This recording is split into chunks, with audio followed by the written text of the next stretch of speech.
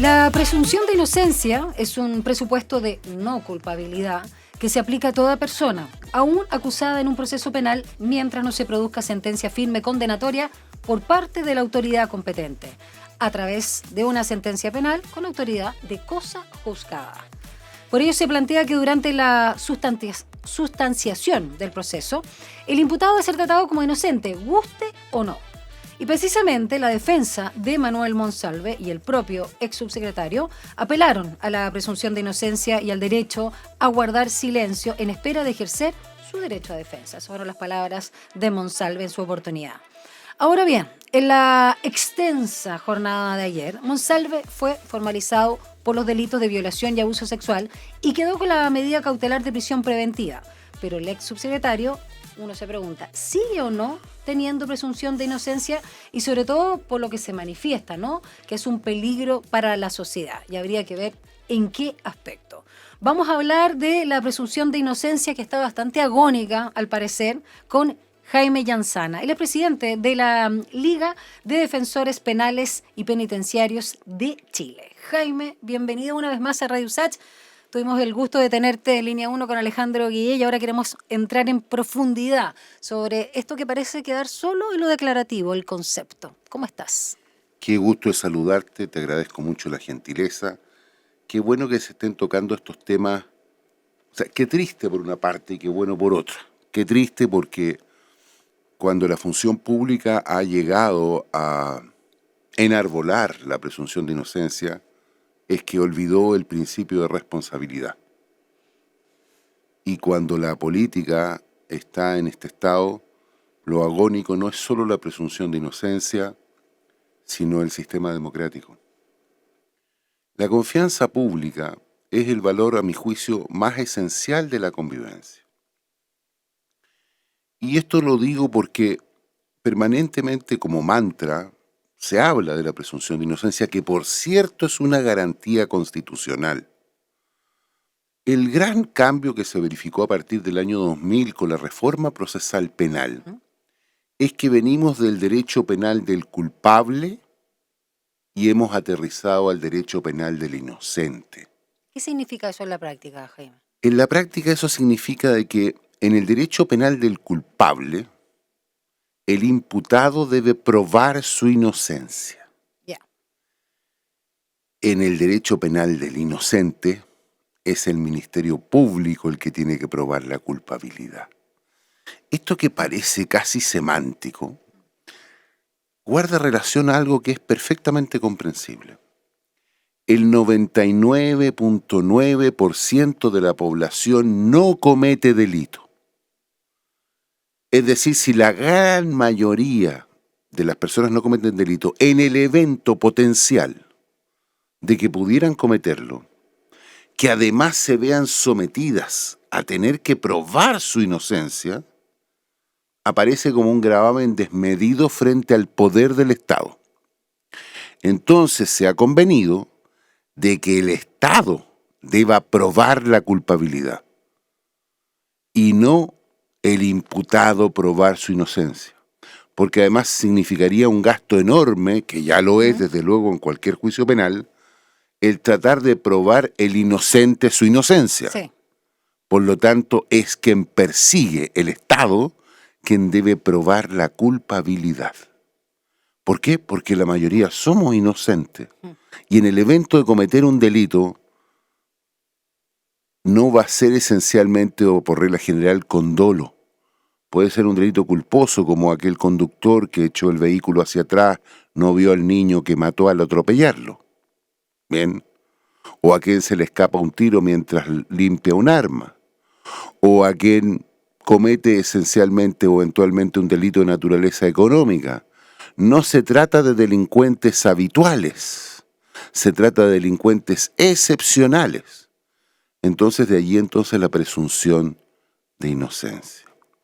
Pero esto es muy distinto a confundir la presunción de inocencia en un juicio penal. Sí, eso te iba a preguntar porque esta presunción de inocencia en realidad está más bien en el ámbito penal, como tú también señalas, pero respecto a al debate público, a la percepción que tiene la ciudadanía y todo lo que, en este caso en particular, pero no solo, sino vamos a hablar de otros, a ver las diferencias, se presume más bien la culpabilidad, ¿no?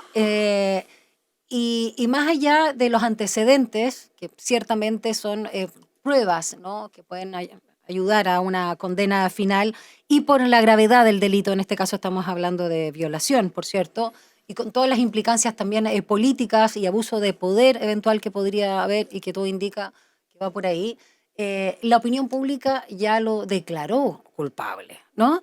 Entonces, ¿cómo a partir de este caso y extrapolando a otros se permite o no se le da espacio finalmente a la presunción de inocencia? ¿Qué se puede hacer para ir alineado con lo estrictamente penal? ¿O es imposible? Estamos hablando fuera de micrófono de un viejo concepto, parece antiguo, anacrónico, la honra.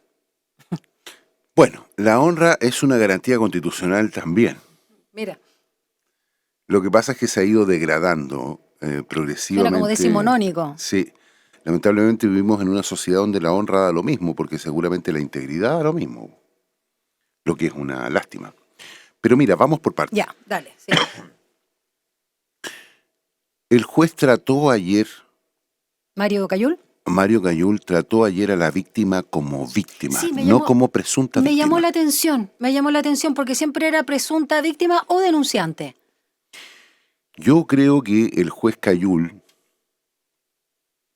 dado el conjunto de antecedentes que se vieron en audiencia, los videos que se vieron en audiencia, y sin que esto importe necesariamente una anticipación de pena, llegó a la convicción de que la autonomía sexual de la víctima se vio plenamente afectada.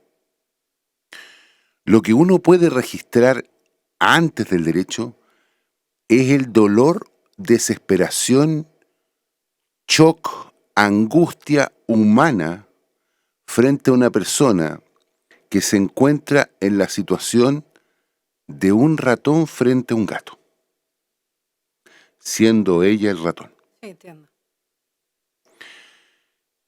Porque, sin perjuicio de que nosotros nos dedicamos a la defensa, ocurre un conjunto de características que hacen muy singular este delito en particular por quien aparecería haberlo cometido. En la hipótesis de que el imputado privado de libertad no se acordara, cuestión que el juez desde luego no creyó, Sí. existe lo que los abogados denominamos el actio liberae in causa. Nosotros usamos el latín, no porque seamos antiguos, sino porque la cuna del derecho es Roma, así como la cuna de la filosofía es Grecia. Entonces, el sujeto que bebe para darse ánimos para matar a alguien, no puede después alegar de que no recuerda nada, porque decidió beber estando en perfecto estado y sabiendo lo que iba a hacer. ¿Bien? Entonces, la verdad es que esa hipótesis, aún en el evento en que alguien quisiera esgrimirla como una especie de locura o demencia temporal, que tampoco existe, el loco es loco o demente es demente, porque la ley habla en estas tipificaciones del siglo XIX. No hay estados de alteración en esa dimensión para la ley accidentales. No. ¿Bien? Entonces, lo que uno registra en primer lugar es el dolor manifiesto de la víctima, respecto a lo cual el juez se hace cargo plenamente. Y se hace cargo plenamente, además, que este tipo de circunstancias, la violación, ocurre respecto de hombres y de mujeres, que en este caso ocurrió respecto a una mujer. El delito se amplió desde el 2004 en adelante, porque antes era solo por la vía destinada al efecto, y al mismo tiempo se distinguió respecto del mayor de 14 años la afectación de su autonomía, es decir, la libertad para elegir con quién estoy y dónde estoy, respecto del menor de 14 años cuya afectación es la indemnidad, es decir, su integridad. Respecto del mayor es su autonomía, es decir, su capacidad de resolver, de voluntad. Yo la sensación que tengo es que todo esto fue urdido desde antes A ver, para su ejecución.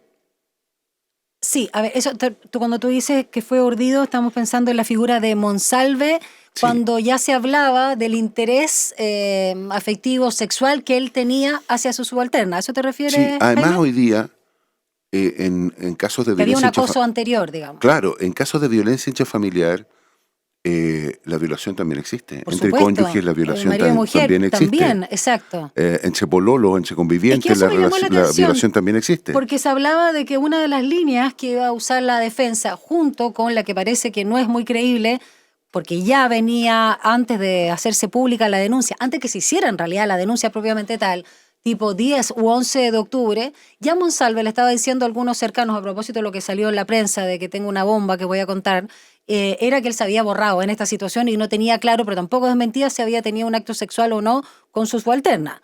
Por otro lado, eso se cae porque hay pruebas que demuestran que él estaba mucho más, no solo sobrio, sino mejor parado y decidido, etcétera, que ella, sin duda.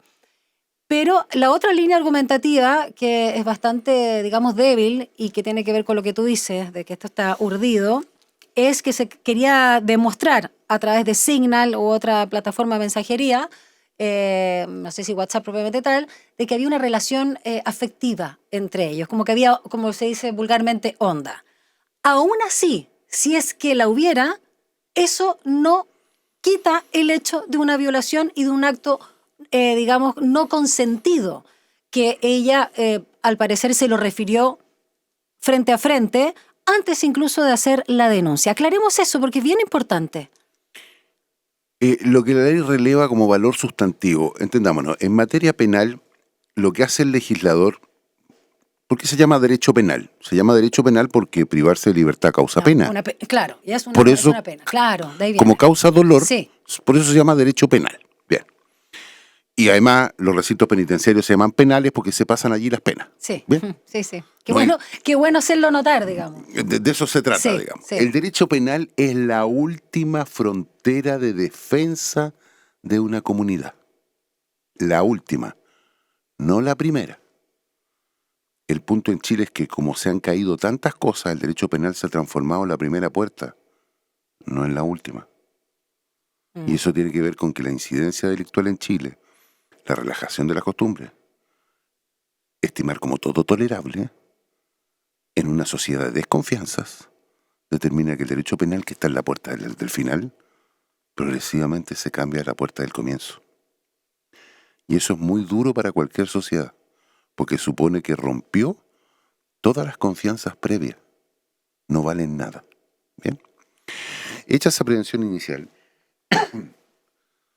en el caso que ha sido objeto de preocupación nacional en el último tiempo, el legislador escoge cuáles son los valores más importantes para una sociedad. Y a esos valores, la vida, la libertad, la integridad física, la salud, la propiedad, la indemnidad sexual, los sobreprotege. Les otorga una fortaleza, una reja de mayor protección. ¿Por qué? Porque estima que sobre esos valores de convivencia se asienta la convivencia. Entonces, para sobreprotegerlos, los releva a una sanción penal. Eso es en términos prácticos. ¿Por qué sobreprotegerlo y no protegerlo nada más, Jaime? Porque el derecho penal es derecho de último ratio, Ya, de por lo que último señalaba. instrumento. Ok, ¿Bien? perfecto. Entonces, por eso te digo que los sobreprotege. Entiendo. Les otorga una mayor fortaleza porque si se rompe eso, se rompe todo. Entonces, yo lo protejo hasta la muerte. ¿Bien? Perfecto. Eso es lo que hace el legislador penal. Entonces, la indemnidad sexual y la autonomía sexual es de los valores más importantes, ya no solo para la convivencia, sino para la vida y la salud de una persona. Una persona que es violada, una persona que es abusada sexualmente, es una persona respecto a la cual le quedan huellas eventualmente para toda su vida, en la recomposición de una vida afectiva sana. Imaginemos una muchacha que es violada, en evitar el que tenga ideaciones suicidas después de lo vivido. O sea, lo vimos en el caso de Antonia. Exactamente. respecto de su integridad afectiva, su plenitud como ser humano. La sexualidad es quizás uno de los valores de intimidad más propiamente humanos, porque importa el que una sexualidad sana a partir de un ámbito de afectos otorga la mayor plenitud que puede esperar una persona. El amor, que es una palabra que está tan olvidada en la sociedad contemporánea. El amor cívico, el amor a la verdad, el amor a la integridad, el amor a la palabra empeñada, el amor a cumplir los compromisos. Y a la justicia, ya que estamos el amor hablando. a la justicia. Todos esos valores han estado en juego mucho más de lo deseable en el Chile contemporáneo. Pensábamos de que habíamos llegado a acuerdos mínimos básicos después de que Chile sufrió históricamente circunstancias no deseadas. Y hemos visto que estamos en un retroceso que nos golpea ahora desde otro costado. Ya no es la violencia manifiesta, sino la civilina, la violencia engañosa. Y una de las formas de violencia más horrorosas es la que atenta contra la sexualidad de una persona. Jaime, por lo mismo, ya que planteabas algo que me parece interesante, que me gustaría que profundizaras, recordando a nuestros auditores de Frecuencia Pública, que estamos con el presidente de la Liga de Defensores Penales y Penitenciarios de Chile, Jaime Llanzana. Hablemos de esto de que te da la impresión, ¿no? También, dado tu oficio, tu expertise, tu olfato, tu trayectoria, de acá estuvo urdido. Y te lo digo a propósito de estas dos líneas argumentativas que parecen bastante débiles ambas, ¿no? Que ha presentado la defensa de Monsalve, encabezada en este caso por María Inés Horvitz.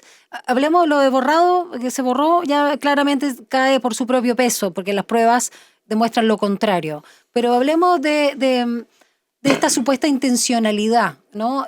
A propósito de que ahora ya no son 4 pisco sour, son 8 según la comanda del restaurante Ají Místico Seco, y de toda esta situación donde pareciera que el ex subsecretario empezó a decir y a contar de que se había borrado porque ya veía inminente esta acusación, no sé si que fuera directamente a la denuncia, digamos, a la PDI, qué sé yo, la instancia donde se haga, sino más bien al interior. Esto corría, porque él dice en una de los mensajes que temía por su carrera política. Mira, respecto de las personas que cometen delito, el régimen de impunidad es el primer objetivo que se busca. Quien comete delito busca no ser sorprendido, busca eventualmente tener coartadas previas, busca pasar piola en la comisión del delito. ¿Bien? Digo urdido porque el juez habló de dolo directo y lo dijo en la audiencia de formalización. El dolo, al decir del Chapulín Colorado, es hacer algo queriendo, querer queriendo. ¿Bien? En derecho es el conocimiento del delito con el ánimo de cometerlo para cumplir la prescripción de la ley. En materia penal, el único derecho donde si tú haces precisamente lo que la ley dice, te castiga. Porque no matarás y el que mata... Entonces, cuando tú haces lo que la ley dice, viene el castigo. ¿Bien? Es para que quede además clarito. Sí, perfecto. Y acá el juez dice que hubo dolo. El juez dice desde luego que hubo dolo. Y en una audiencia de formalización aparece particularmente como singular, porque los jueces se cuidan de... Perdona, dolo también un poco, no solo es tanto intencionalidad como responsabilidad, ¿qué más se le podría sumar? ¿O no es precisamente aquello? No, lo que pasa es que quisiera hacer un distingo que va quizás un poquito más amplio. Yo no encuentro nada más patético desde el punto de vista social y cultural que un político arguya presunción de inocencia. Que fue lo primero que hizo Monsalve en su punto de prensa de La Moneda. Porque todos los políticos están sometidos a la obligación de responsabilidad. Para que un político llegue a arguir la presunción de inocencia, que es en sede penal, rompió desde hace mucho la confianza pública. La función de un político es tan delicada como el cristal más fino de una cristalería. Nosotros entregamos a la función pública la presunción de que se va a hacer de bien para bien. Entonces, responsabilidad viene de un latinazgo también que se dice responsa. Sí, de respuesta, ¿no? No, ¿No? deudor. Deudor. Mira, Deudor. pensé que era de respuesta. El responsable siempre es un deudor. Claro. Y el cuerpo social es acreedor de toda persona que esté en la función pública. Entonces, cuando me hablan presunción de inocencia respecto de un político, ya rompió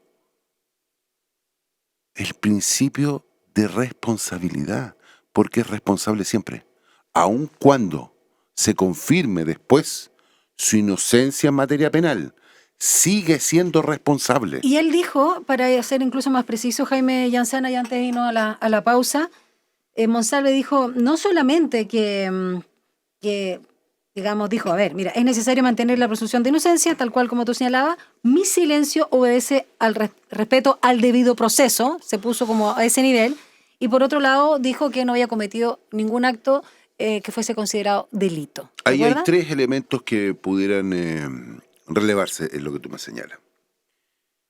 En materia penal, el silencio es el derecho del ciudadano. Como rige la presunción de inocencia, nadie está obligado a autoinculparse. Primera consideración. Ya.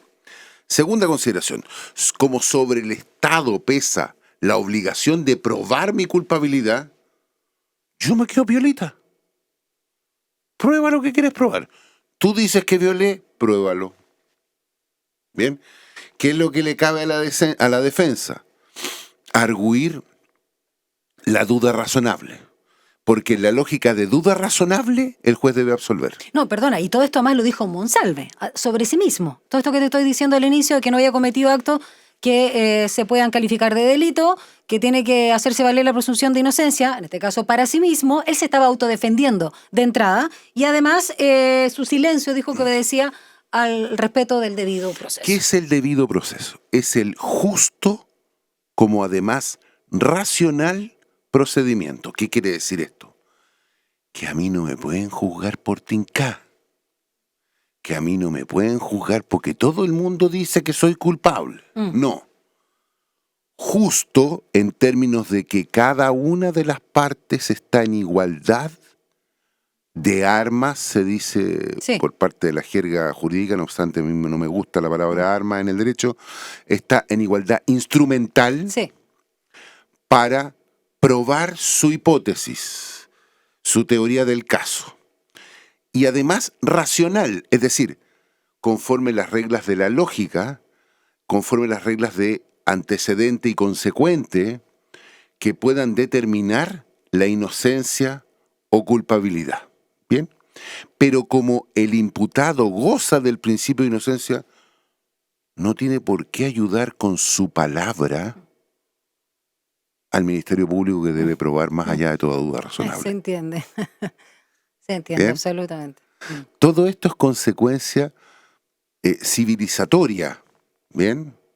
Lo que pasa es que yo soy de la opinión de que ciertos delitos deben ser considerados bajo el criterio del derecho penal del enemigo. El secuestro extorsivo, el crimen organizado, el tráfico de drogas, deberían no tener ni gozar de presunción de inocencia. ¿Bien? Y si alguien tiene algún problema con un régimen diferenciado en estos delitos, los paso a la justicia militar de inmediato, al igual que el tráfico de armas. ¿Por qué la justicia civil se tiene que hacer cargo de delitos cuya comisión, desarrollo y término tienen precisamente por objeto destruir al cuerpo social? Bueno, estamos con el caso de Michael Villegas, que trajeron de Costa Rica, extraditado por el secuestro y asesinato, en este caso, del ex militar venezolano Ronald Ojeda. Sí, claro, yo preferiría que se hubiera quedado en Venezuela o en cualquier otra parte. Bien, porque además no existe hoy día un paro de gendarmería. Sí. La situación de gendarmería es intolerable, son 20.000 funcionarios a nivel nacional. La captura por parte del crimen organizado de funcionarios de gendarmería es un hecho real. Hoy día hay 1.600 bandas criminales operando desde las cárceles. 1.600. 1.600 bandas operando desde las cárceles. Hoy día se verifica secuestro extorsivo dentro de la cárcel entre reos. Toman a un muchacho que es primerizo o que no tiene compromiso delictual importante, lo secuestran dentro de la cárcel para que la familia se ponga con dinero. De eso estamos hablando. Estamos hablando de que se requiere definitivamente reinaugurar el derecho penal del enemigo respecto de estos delitos. Estamos hablando derechamente de que si no hay dinero para construir cárcel, y te lo dice un abogado defensor, que se pongan container en una isla. Son cuestiones básicas. El Estado chileno para la sobrevivencia del cuerpo social o toma decisiones drásticas es lo que piden mucho. O nos despedimos de Chile. Es una cuestión tan singular y tan definitiva como esta. Jaime Yanzana, presidente de la Liga de Defensores Penales y Penitenciarios de Chile, es nuestro invitado esta tarde acá en Frecuencia Pública. Hemos hablado de la presunción de inocencia y la agonía, ¿no?, que vive esta presunción, pero también a propósito de el caso de Monsalve. Y luego vamos a hablar también de otros casos que son parte del interés público, donde también queremos ver qué rol juega la presunción de inocencia y cómo ante pruebas, ¿no?, o antecedentes tan fuertes, en realidad esto se pierde de vista. Vamos a la música y ya regresamos a 94.5.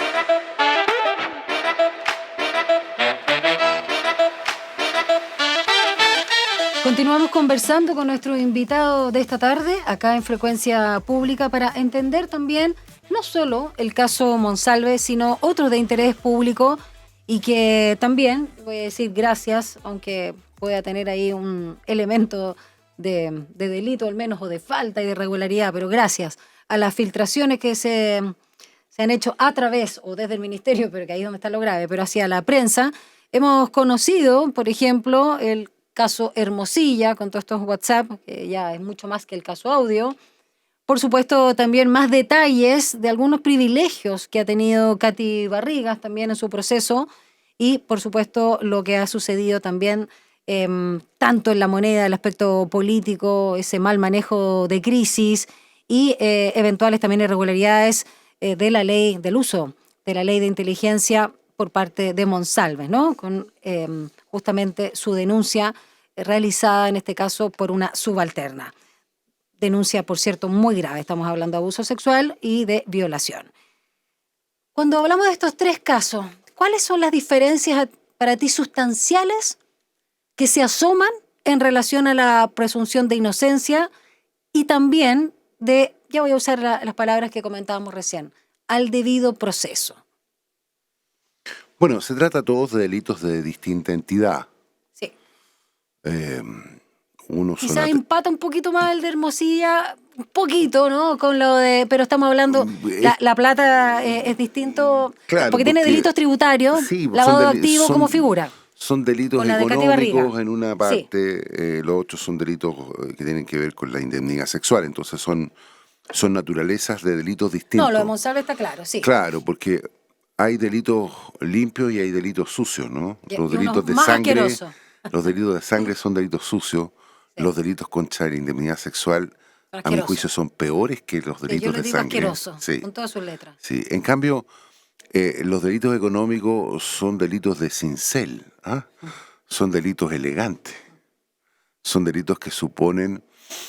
En otro término, pero estamos en una radio universitaria, así que no claro, quería decir. Claro, supone una cierta capacidad intelectual y una planificación que propiamente da cuenta de elementos de la inteligencia de una persona que la usa para mal, digamos, ¿no? O para su provecho. Claro, claro. Hay delitos que tienen que ver con formas de defraudación y hay otras que tienen que ver con fraude al fisco. Uy, se me quedó fuera, pues, porque había pasado más tiempo Jadwe también, a propósito de la línea de ese tipo de delitos. Claro, el fraude, el fisco es la representación patrimonial del Estado. Sí. el Estado vive de nuestros impuestos. Por lo tanto, cuando hay un fraude al fisco, a los que nos están A robando es a todos nosotros. Exacto. ¿Bien? Nos metieron la mano en el bolsillo a todos nosotros. Exactamente. Y el fisco, el custodio, se presume, de esos recursos que nosotros le entregamos para que nos asegure la vida en sociedad. ¿Bien? Entonces, esa clase de delitos son delitos particularmente que provocan repulsa respecto de las finalidades sociales. Cuando se roba a los más pobres, como en el caso Convenio, Fundación Convenios, claro. que se roba O sea, a el caso los, Convenio, a los sí. más pobres de los pobres. Sí. Son En vez de manifestaciones, hacer casa, están haciendo cualquier otra claro, cosa. son manifestaciones de agregar ignominia a los efectos ya deleznables de un delito. Sí. Entonces, las manifestaciones delictuales que tenemos en Chile son muy singulares porque, por un lado, tú tienes a la escoria social a través del crimen organizado, pero tienes a quienes gozan de la confianza pública haciendo lo mismo. A ver, pero pensando, por ejemplo, vamos a meter en un mismo saco porque es algo más o menos similar. Obviamente hay detalles y diferencias. Pero el tratamiento y cuánto demoró la prisión preventiva como una medida cautelar, cuándo se realizó, en el caso de Jadwe, que fue la más rápida. Hermosilla se demoraron bastante en investigar. Esto, recordemos, saltó recién en noviembre del año pasado y me parece que recién en junio de este año o por ahí, o agosto quizás, por ahí se le da la prisión preventiva. O sea, todo el proceso de investigación fue muy largo.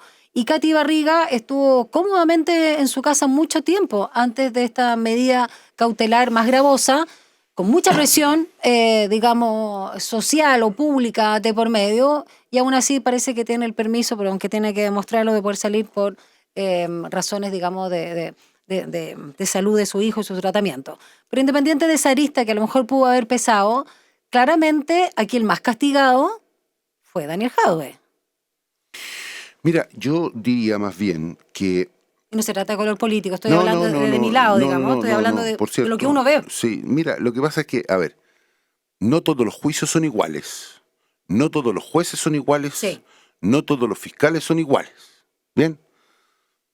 En el caso del fiscal Armendari, respecto a lo que pasó ayer. Bueno, el fiscal Armendari es un hombre que tiene una amplia trayectoria, como abogado primero, como fiscal después, y que es muy puntilloso en tratar de tener todos los elementos posibles antes de la formalización. Sí. ¿Bien? Sí. Pongámoslo de esta manera. Muy riguroso. Se hacen investigaciones desformalizadas por mucho tiempo. Porque lo propio, y ahora me voy a poner en el traje del defensor. En el traje del defensor, lo peor que nos puede pasar cuando uno es defensa es que el Ministerio Público tenga el pastel hecho antes de que se provoque la formalización. Porque yo, como abogado en la defensa, solo puedo ingresar a las piezas que tiene la Fiscalía, a los elementos de investigación de la Fiscalía, pero una vez que la Fiscalía formalizó. Es decir, me notifica y coloca en conocimiento, en audiencia, que ha iniciado una investigación en contra de mi clienta. ¿Y te entrega la carpeta recién ahí? Y recién ahí. Pero pudo haber estado 6 meses, 1 año, investigando desformalizadamente. Y yo como defensa no tengo nada que hacer. No te puedes preparar. En este caso, Monsalve, eso sí fue rápido, a pesar de esa rigurosidad de Armendáriz. Es que los videos eran evidentes. Claro. La relación de testigos era evidente. La determinación del daño causado a la víctima, al parecer, también es evidente.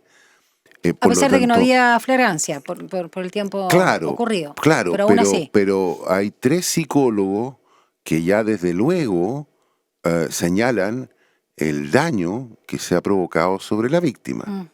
Después está la declaración de un taxista que da cuenta claramente de la dinámica previa a la comisión del hecho punible. Y están los conserjes también del mismo Hotel Panamericano. Entonces hay una cantidad de testimonios, etcétera, que fueron rápidamente recogidos por la Fiscalía y que determinaron una formalización donde el principio de inocencia se fue diluyendo con cada minuto de la formalización.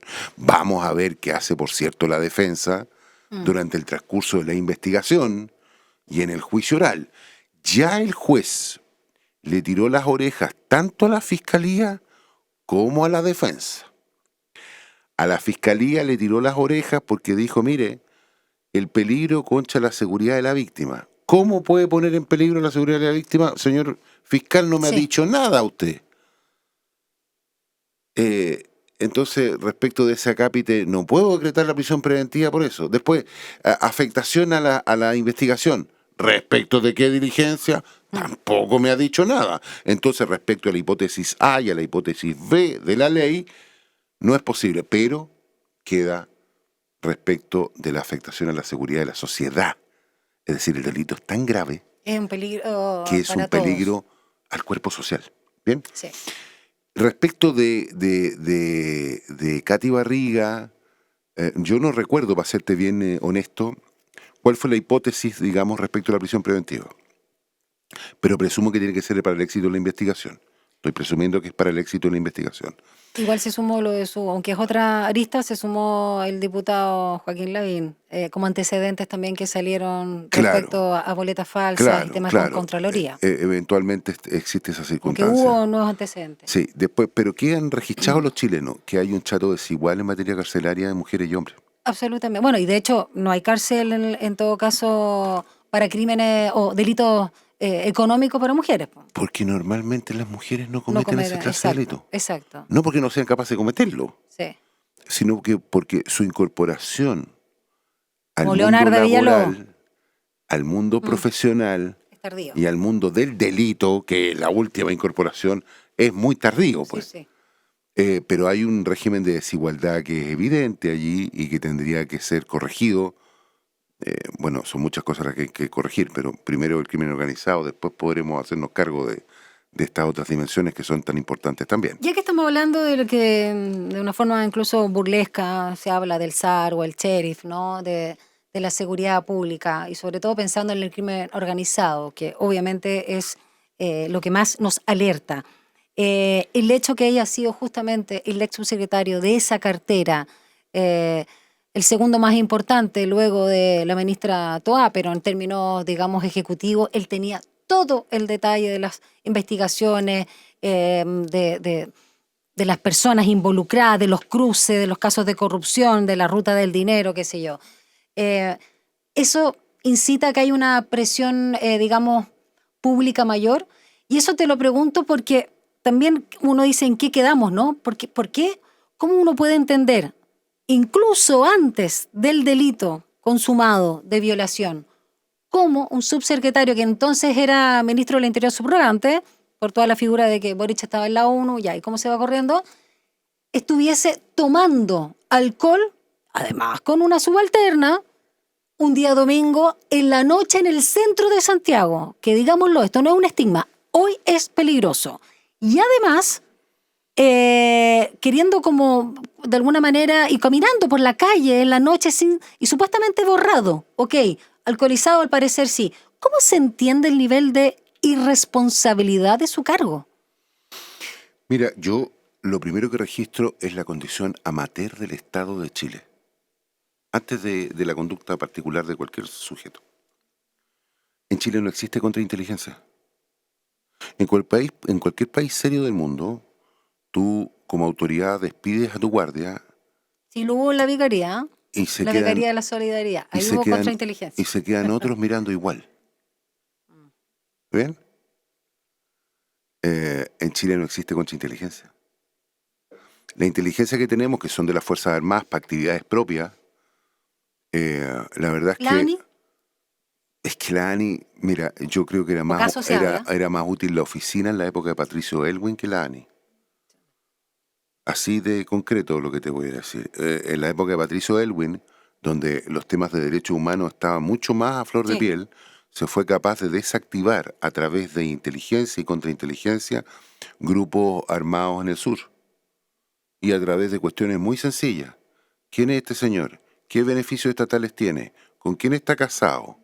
Se quitaban todos los beneficios de las personas que estaban metidos eventualmente en ataques incendiarios y se desactivó. ¿Bien?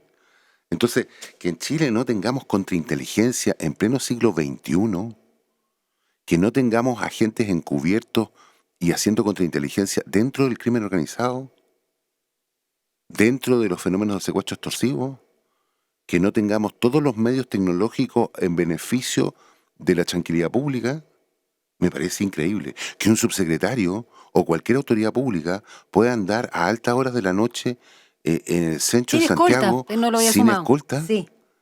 es completamente intolerable. No solo por seguridad de él, sino por seguridad nuestra. Exacto. Sí, por supuesto. Bien, pongámoslo de otra manera. Si el subsecretario hubiese estado con cola, como se denomina en el lenguaje propio de ¿Esa inteligencia, es la escolta? cola. Ya, sí. La escolta se va, pero quedan 8 Sí, mirando. sí, mirando. Sí. No comete el delito. Lo paran. Incluso aunque esto haya sido al interior del hotel. O sea, Bueno, no era un motel, no tendría por qué haber entrado con ella. No hubiese estado caminando por la calle. Estaba La sí, niña todas no esas hubiese escenas. estado en esas condiciones porque antes hubiesen intervenido. Y ahí hay responsabilidad, porque lo quiero sumar y para ir terminando, Y ahí Jaime. está la última ignominia. Sí. Una persona que está vomitando y después Sí. se le viola igual. Una persona que está descompuesta. Mira, Paula Walker, No, que estaba a cargo de las comunicaciones del gobierno de Chile y es académica de nuestra casa de estudio y sabe mucho comunicación política, hablaba del concepto de la indolencia. De la indolencia de ese taxista también, aunque es testigo, de no hacerle caso a una mujer que desde el primer acercamiento, que se le mete por la ventana del piloto, le dice no me quiero ir con este tipo, más allá después de lo errático, propio también de un estado de intoxicación etílica de ese nivel. Y luego, todo lo que pasó al interior, o más bien antes en la cronología, después, en realidad lo supimos después, pero también ocurrió después, obviamente luego de cometido el delito, que se señala que al menos 11 funcionarios públicos y autoridades, entre ellos de la moneda, sabían del hecho. ¿Cuál es la responsabilidad, más allá de la asesoría o no comunicacional, a cómo va a manejar el presidente de la República el tema? ¿Cuál es la responsabilidad? Y no estoy hablando ni siquiera de ley Karin, de si está esta denuncia, porque no era un rumor de un acto sexual o de un acoso, incluso menos. Ya estaba la denuncia y todos sabían que lo que pasó con Monsalve era denuncia de por medio, con otra subalterna o con una par, digamos, de ese equipo. ¿Cuál es la responsabilidad penal de los funcionarios públicos de no, y lo mismo del taxista, de no hacer nada? A ver, voy a colocarme con respecto a la posición de la persona que estaba en la posición más próxima, que es el taxista. Ya, ok. Puede que la situación del taxista sea reprochable éticamente, pero no jurídicamente. Porque el taxista no está en una posición de garante. Si yo voy a la playa y el salvavidas no se lanza al mar cuando yo me estoy ahogando, Sí. él comete un delito de homicidio por omisión. ¿Bien? Pero no si hay otra persona tomando sol y no se tira al agua. Exactamente. ¿Por Ok. qué? Porque el salvavidas está en posición de garante. Sí. Es decir, su función es precisamente evitar que yo me ahogue. La posición del taxista jurídicamente no es la posición de un garante respecto de quien presume que es una pareja. Sí. Bien, lo voy a poner de otra manera. En la década del 40 llega a Chile con una depresión horrible Libertad Lamarque y se lanza del segundo piso del antiguo Hotel Crillón. Cuéntale a la gente más joven quién es. Bueno, yo no conocía a doña Libertad Lamarque, pero Libertad Lamarque era una cantante y Actriz actriz también, argentina. argentina, sí, una diva. Es una diva de Sí. gran repercusión social, que llegó a Chile víctima de un desengaño amoroso a hacer unas actuaciones en el país y se alojó en el hotel más importante de Santiago, que era el Hotel Crillón. Que hay varios casos ahí ya. Claro. Sabemos. Y ella, en el estado de desesperación amorosa que se encontraba, se lanzó desde el segundo piso del hotel hacia calle Humada para suicidarse. Cayó encima de un ciudadano chileno que iba caminando, que cuando se recupera y al saber que le cayó encima Libertad Lamarque, Hijo. va a comprar flores y se las lleva al hospital. No. ¿Bien? Wow. Ya. Hoy día si le cae encima un ciudadano Madonna, va a pensar cuánta es la demanda de perjuicio que Exacto, voy a ¿cuántos tirar. millones de dólares le voy a sacar encima? Bueno, estos son los cambios culturales que se han Sí, sí, provocado. Bien, es para dar cuenta de aquello. Por lo tanto, primero El taxista no tenía no está una en una responsabilidad. posición de garante. Entonces, claro, uno puede decir, mire, yo la tomé a la señorita, le dije que véngase adelante, fui Sí. al hotel, quedé esperando por si ella salía para llevarla. Ya. ¿Y los escoltas, que sí tienen la obligación de proteger indirectamente, en este caso, a la subalterna? Porque obviamente es a Monsalve. ¿Cometieron, no sé, una falta al menos Mira, al no seguir? hay una infracción que aparece evidente, pero que está eventualmente a nivel reglamentario, ¿bien? Sí. Pero si en Chile tuviésemos contrainteligencia, esto no pasa. Porque la contrainteligencia intercepta comunicaciones. La contrainteligencia hace seguimiento. La contrainteligencia, si una autoridad pública señala no quiero estar con mi escolta, lo sigue con civiles que no se Sí. notan. Sí. ¿Bien? Esa misma contrainteligencia es la que intercepta el crimen organizado. Esa misma contrainteligencia es la que hace operaciones de contrainteligencia con capacidad reactiva. Entonces la verdad es que estamos en un estado amateur. Ya no solo el gobierno, el Estado. El Estado chileno es un Estado amateur. El chileno es campeón de la solidaridad porque es campeón de la improvisación. Y el Estado chileno es un Estado improvisado, donde todo el mundo confía en que las cosas se van a hacer como deben hacerse, pero no existen los instrumentos útiles para exigir la responsabilidad plena de quienes las hacen mal antes de la sede penal. ¿Y los funcionarios públicos cuál era la responsabilidad ahí? ¿También sigue siendo ético nada más de no, criterio? No. Por cierto, yo entiendo de que hay sumarios administrativos respecto a estas circunstancias, pero que en todo caso aparece todo tardío. O sea, han dicho que incluso la PDI está pidiendo incautar los celulares de ellos. De algunos al menos. Ya lo debían haber hecho. Ya el fiscal Nuevamente, ¿cuál debería reacción? haber solicitado autorización para incautar. No sé en qué vaya el detalle de esas dimensiones de la investigación, ni tampoco respecto de la utilización en beneficio propio al estilo de Manuel Contreras de la inteligencia básica que tenemos para fines personales. No sé en qué vaya, pero lo que nos da cuenta este delito, y de ahí entonces que los ciudadanos debemos subir el estándar, es que Chile aparece más próximamente a un estado improvisado. En materia migratoria, en materia de seguridad pública. Y esto supone acuerdos políticos, culturales que van más allá de un gobierno, evidentemente. Pero que si no se toman en serio, el país lo perdemos para todos, no para algunos. El país no lo pierden los privilegiados, los primeros que lo pierden son los que son más frágiles en la convivencia. Así como una mujer que es agredida en su integridad sexual, así los chilenos nos sentimos agredidos en nuestra seguridad. De la misma manera, todos queremos heredar a nuestros hijos el mejor país posible. Todos vivimos en este mismo lugar de desierto, cordillera y hielo eterno. Todos navegamos con el mismo destino y todos queremos para nuestra descendencia que vivan mejor de lo que vivieron sus padres y sus abuelos. Y de eso estamos discutiendo en Chile hoy día. Un país no puede sobregirarse en torno a que da todo igual y finalmente en algún momento del camino vamos a arreglar las cosas. No. Así lo pensaron generaciones anteriores a nosotros, terminamos con un golpe de Estado y terminamos con una sangría de violación de derechos humanos. Hoy día vemos violación de derechos humanos también, cometida por particulares.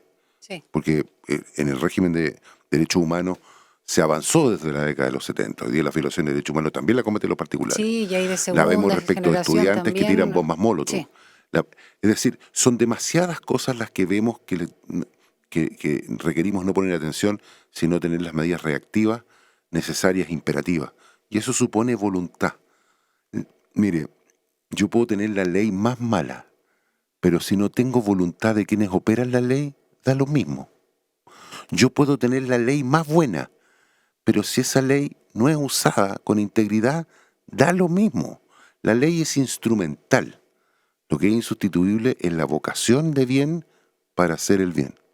Raya para la suma como colofón, Jaime Yanzana, de alguna manera, más allá de todas las aristas políticas y por supuesto éticas y las penales propiamente tal, ¿a ti te da la sensación que este caso Monsalve también nos deja como lección o advertencia mostrarnos, enrostrarnos que falta contrainteligencia en nuestro país? Falta contrainteligencia, faltan profesionales a cargo de estas materias. La lógica del buenismo no tiene ningún sentido. Nos mata a todos. Sí, no sirve. No sirve. Necesitamos profesionales haciendo cosas profesionales para asegurar profesionalmente las garantías constitucionales básicas a todos los chilenos. Así como uno cuando va al médico quiere el mejor médico que es especialista en esa especialidad porque va a ingresar, a recuperar mi salud, generando un corte en mi cuerpo donde voy a tener sangre, donde voy a estar en un estado vulnerable y necesito recuperar mi salud y soy capaz de pasar por el dolor de la vulnerabilidad de una operación porque quiero recuperar mi salud y busco al mejor profesional. Igual, perdona que te diga, entiendo la metáfora y entiendo el ejemplo, pero no es garantía. Solo recordar el caso, que también se llama Manuel Álvarez, uno de los mejores oncólogos de nuestro país, hoy condenado por abuso sexual. Bueno, claro. A propósito, porque realmente era muy bueno. Las víctimas, sabiendo lo que les pasaba con él, iban igual porque era la vida o porque era uno de los mejores oncólogos. Y te lo digo por experiencia personal porque la atendía a mi madre. Mira. Pero uno busca el mejor profesional para hacerse cargo profesionalmente de las cosas que requieren una visión profesional. En materia de seguridad pública, esto no es para entregarle a alguien que vaya a aprender en el camino. No. Definitivamente no, es una irresponsabilidad muy grave. Respecto al personal en política y en la función pública, bueno, daría la impresión de que el actual formalizado carece de frontal. El frontal, en la frente, en el cerebro, es donde están los instrumentos que se tienen a nivel cognitivo para reprimir las pulsiones que tiene todo el mundo. Chile está frontalizado. Chile está con incapacidad de defenderse de las pulsiones del mal. Entonces requerimos profesionales, requerimos acuerdos políticos, requerimos acuerdos culturales, requerimos jueces capaces también, requerimos jueces especializados también. Hoy día uno tiene fiscales especializados en delitos sexuales. Los persecutores, sí, claro. Necesitamos jueces especializados también. No podemos seguir improvisando. La improvisación tiene costos muy altos. Muy altos. Así lo hemos visto. Con estas reflexiones y luego de ahondar también en torno a la agónica presunción de inocencia, pero viendo otros temas también vinculados a esta, quiero agradecerte, Jaime Yanzana, presidente de la Liga de Defensores Penales y Penitenciarios de Chile, por haber venido a conversar en profundidad con nosotros acá en Radio Usach. Soy yo el agradecido de la gentileza, del tiempo y el espacio de reflexión que nos has podido otorgar en este minuto. Muchas gracias. Gracias a ti, Jaime. Y quédense en nuestra sintonía porque ya viene Mirna Schindler y viene como siempre, sin pretexto.